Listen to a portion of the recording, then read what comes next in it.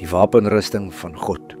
Efesiërs 6:13 sê, daarom neem die volle wapenrusting van God op, sodat julle weerstand kan bied in die dag van onheil en, nadat julle alles volbring het, staande kan bly. Die wapenrusting van God is soos volg: die gordel van waarheid, die borswapen van geregtigheid, die skoene van die bereidheid vir die evangelie, die skild van geloof, die helm van verlossing, die swaard van die Gees, en dan gebed en smekking. Nou hier is die simboliek van die wapenrusting van God. Die gordel van waarheid. Die gordel verteenwoordig waarheid en integriteit. Dit dui op die belangrikheid daarvan om 'n lewe te lei wat in God se waarheid gegrond is en eerlik te wees in alle aspekte van die lewe.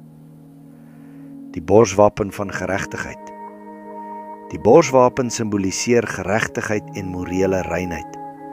Dit beklemtoon die noodsaaklikheid van Christene om in ooreenstemming met God se gebooie te lewe en om 'n regte posisie voor hom te hê. Die skoene van die bereidheid vir die evangelie. Die skoene verteenwoordig gereedheid en voorbereiding om die boodskap van vrede wat in die evangelie gevind word te deel. Hulle simboliseer die belangrikheid daarvan om toegerus te wees om die goeie nuus van verlossing te versprei. Die skild van geloof.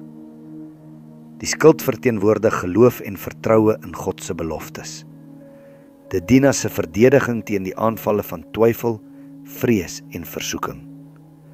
Geloof in God se krag en beskerming is noodsaaklik in die geestelike stryd. Die helm van verlossing. Die helm simboliseer verlossing en die versekering van 'n ewige lewe. Dit beskerm die verstand en gedagtes, waak teen twyfel en valse oortuigings. Dit herinner gelowiges aan hul identiteit as gered en verlos deur Christus. Die swaard van die Gees. Die swaard verteenwoordig die woord van God wat die Bybel is.